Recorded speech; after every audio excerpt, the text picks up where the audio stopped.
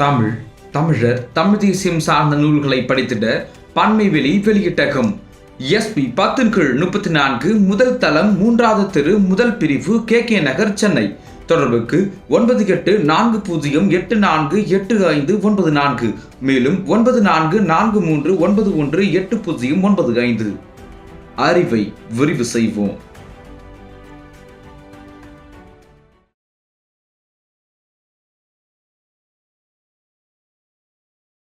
இந்த இனத்திற்கு இவர்கள் பகையாளிகள் என்று அம்பலப்பட்டு போன காலம் ஈழப்படுகொலை ஒரு காலம். அந்த ஈழப்படுகொலையை நேரடியாக இந்திய அரசு செய்தாலும் நேரடியாக சிங்கள அரசு செய்தாலும் அதற்கு துணை நின்றவர் கருணாநிதி அதையும் தனக்கு சாதகமாக மாற்ற முயற்சி செய்தார். ஆனால் 1946க்கு முன்பாகவே அரசியல் நிர்ணய சபை உருவாக்கப்பட்டு வெள்ளைக்காரன் போட்ட பிச்சைக்காரர்களால் உருவாக்கப்பட்டதான் இந்திய அரசமைப்பு அவை. அந்த அரசமைப்பு அவை கொஞ்சம் கொஞ்சமாக தேசிய இனங்களுடைய உரிமைகளை விவாதம் செய்து பறித்திருக்கிறது. மாநாடு நடத்தி இந்த இனத்திற்கு என்னென்ன தேவை என்று 16 தீர்மானங்களை நிறைவேற்றினோம். அந்த 16 தீர்மானங்களில் முதன்மை தீர்மானத்தை ஐயா மணியரசன் அவர்கள் முன்மொழிந்தார். இந்தியாவிலிருந்து தமிழ்நாடு பிரிந்து போகக்கூடிய உரிமை தமிழ் இனத்திற்கு வேண்டும், அது இந்த இனத்தினுடைய பிறப்புரிமை. ஆகவே அந்த தீர்மானத்தை முன்மொழிந்த பேசியதால் அவரை சிறைப்படுத்தினார்கள். 1947க்கு பிறகு இந்தியாவிலேயே முதல் முறையாக தேச பாதுகாப்பு சட்டத்தில் சிறையில் அடைத்தார்கள். தமிழ்நாடு உள்ளிட்ட இந்தியாவில் உள்ள அனைத்து தேசிய இனங்களின் சிறை கூடமாக இந்திய நாடாளுமன்றம் இருக்கிறது என்று தமிழ் தேசிய பேரியக்கம் குற்றம் சாட்டுகிறது.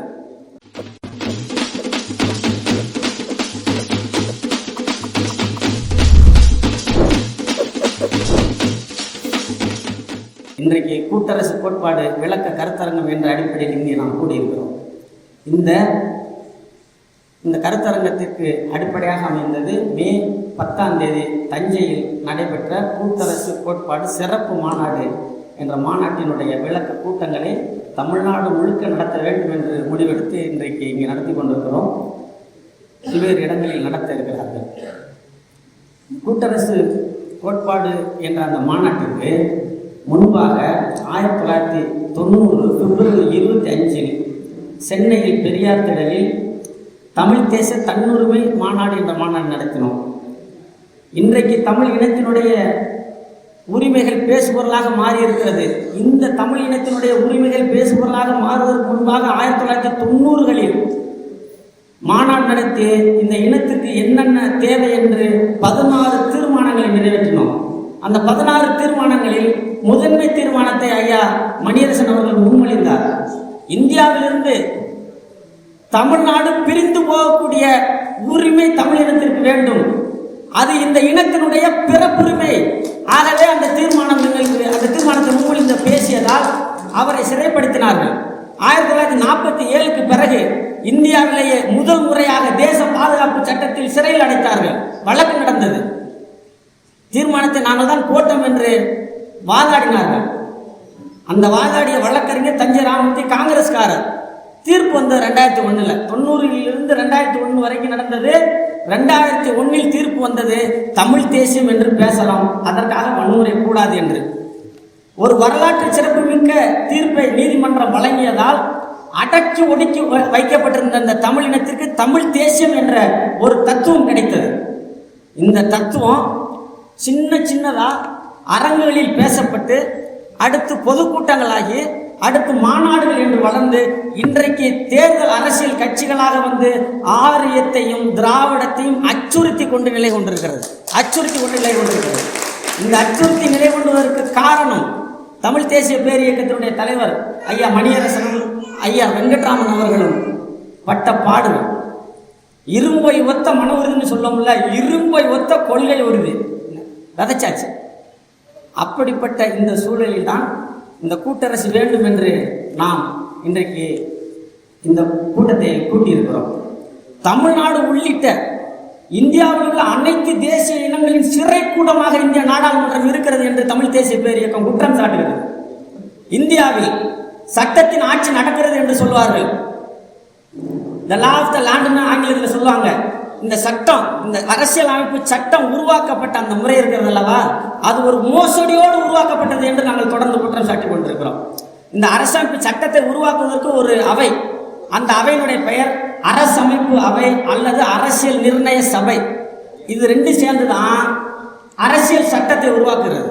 இந்த அரசியல் நிர்ணய சபையினுடைய தலைவராக டாக்டர் ராஜேந்திர பிரசாத், வரைவு குழுவினுடைய தலைவர் அம்பேத்கர், மாநிலங்களுக்கு என்னென்ன அதிகாரம் வேண்டும் என்று பரிந்துரைக்கிற குழுவினுடைய தலைவர் சர்தார் வல்லபாய் பட்டேல், மத்திய அரசாங்கத்திற்கு என்னென்ன உரிமைகள் வேண்டும் என்று பரிந்துரைக்கிற குழுவினுடைய தலைவர் ஜவஹர்லால் நேரு, இவர்கள் எல்லாம் அறிவாளிகளாக இருந்திருக்கிறார்கள். ஆனால் தேசிய இனங்களின் உரிமைகள் பறிக்கிற சூழ்ச்சிக்காரர்களாக இருந்திருக்கிறார்கள். உலகம் முழுக்க ஒரு விடுதலை அடைந்த நாடுகள் எல்லாம் விடுதலை அடைந்த பிறகு ஒரு அரசமைப்பு அவையை உருவாக்குவார்கள். அதற்கப்புறம் வயதுக்கு வந்தோர்கள் வாக்களித்து அந்த வாக்களித்து தேர்ந்தெடுக்கப்பட்ட பிரதிநிதிகள் தான் அரசியல் அமைப்பு சபையினுடைய உறுப்பினர்களாக இருப்பார்கள், அரசியல் அமைப்பு சட்டத்தை உருவாக்குவார்கள். ஆனால் 1946க்கு முன்பாகவே அரசியல் நிர்ணய சபை உருவாக்கப்பட்டு வெள்ளைக்காரன் போட்ட பிச்சைக்காரர்களால் உருவாக்கப்பட்டதான் இந்திய அரசமைப்பு அவை. அந்த அரசமைப்பு அவை கொஞ்சம் கொஞ்சமாக தேசிய இனங்களுடைய உரிமைகளை விவாதம் செய்து பறித்திருக்கிறது. தமிழ்நாடு உள்ளிட்ட தேசிய இனங்கள் இங்கே சேர்ந்து போராடி இருக்கிறோம் அல்லவா, அது போன்று உலகம் முழுக்க பல நாடுகள் சேர்ந்துதான் பல கூட்டரசுகள் உருவாகி இருக்கிறது. உதாரணத்திற்கு அமெரிக்காவுடைய அரசியலமைப்பு சட்டத்தில், பிரியாம்பிள் என்று சொல்லக்கூடிய அரசியலமைப்பு சட்டத்தில் முன்னுரையில் அமெரிக்க ஐக்கிய மக்களாகிய நாங்கள் என்ற அந்த அரசியலமைப்பு சட்டம் தொடங்கும். ஏன், பல நாடுகள் நாங்கள் உள்வாங்கியிருக்கிறோம், நாங்கள் எல்லாம் ஐக்கியமாக இருக்கிறோம். அந்த அரசியலமைப்பு சட்டம் அறுதிட்டு கூறுகிறது மாநிலத்துக்கு என்ன உரிமைலாம் சொல்லலை, மத்திய அரசுக்கு என்னென்ன உரிமைகள், மத்திய அரசுக்கு என்னென்ன உரிமை, மீதி இருக்கிற எஞ்சிய எல்லா அதிகாரங்களும் எல்லா பணிகளும் எல்லா அதிகாரங்களும் மாநிலங்களுக்கு தான் உண்டு. யுனைடெட் ஸ்டேட்ஸ் ஆஃப் அமெரிக்க ஐக்கிய நாடுகள் என்று அவர் சொல்லுகிற போது எல்லா பணிகளும் எல்லா எஞ்சிய அதிகாரம் அவர்களுக்கு தான். அமெரிக்க மத்திய அரசுக்கு என்ன அதிகாரம்? நோட்டு அச்சடிக்கிறது, நாணய நோட்டு அச்சடிக்கிறது, வெளி விவகாரத்துறையில் தலையிடுறது, அதே போன்று போர் செய்கிறது, சமாதானம் செய்கிறது, இவ்வளவுதான்.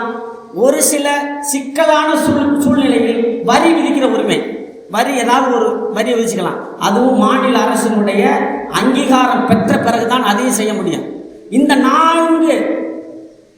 இந்த நான்கு அந்த திட்டத்தை தாண்டி, உரிமையை தாண்டி அமெரிக்க மத்திய அரசிற்கு எந்த உரிமையும் கிடையாது. எல்லா பணிகளும் எஞ்சிய அதிகாரங்களும் இருக்கு. இதே போன்றுதான் கனடா, இதே போன்றுதான் சுவிட்சர்லாந்து, இதே போன்றுதான் ரஷ்யா.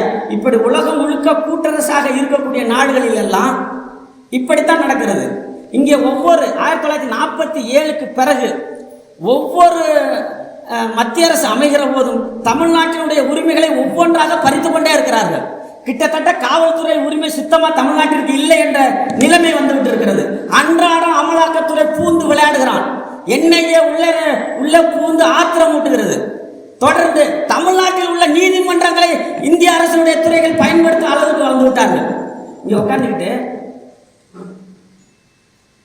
மாநில சுயாட்சி வெட்டு சவடால் ஒரு முழக்கத்தை, மாநில சுயாட்சி ஒரு தீர்மானத்தை போட்டுட்டு இவ்வளவு சிக்கலுக்குரிய அந்த அரசியல் சட்ட பிரிவுகள் இருக்கிறது. இந்த அரசியல் சட்ட பிரிவுகள் எல்லாம் இதை சொல்லி இதை சரி செய்யணும், இதை நீக்கணும், அல்லது இப்படி திருத்தம் கொண்டு வர வேண்டும் என்று சொல்வதில்லை. குறிப்பாக ஒரே ஒரு மாநில சுயாட்சி என்ற ஒரு தீர்மானத்தை போட்டு விடுவது. இந்த ஆளுநர் RN ரவி கொடுக்கிற குடைச்சல் இருக்கிறது அல்லவா, இது போன்று இதற்கு முன்பு எந்த ஆளுநரும் குடைச்சல் கொடுக்காமல் இருந்திருக்கலாம். ஆனால் அவர் குடைச்சல் கொடுக்கிறார் என்று சொன்னால் அவருக்கு எங்கிருந்து இந்த அதிகாரம் இருக்கிறது? இந்திய அரசியல் அமைப்பு சட்டத்தில் அந்த அதிகாரம் இருக்கிறது ஆளுநருக்கு. இந்த ஆளுநர் எப்படி நியமிக்கணும் அப்படிங்கிற ஒரு விவாதம் இந்திய அரசமைப்பு அவையில் வருகிறது.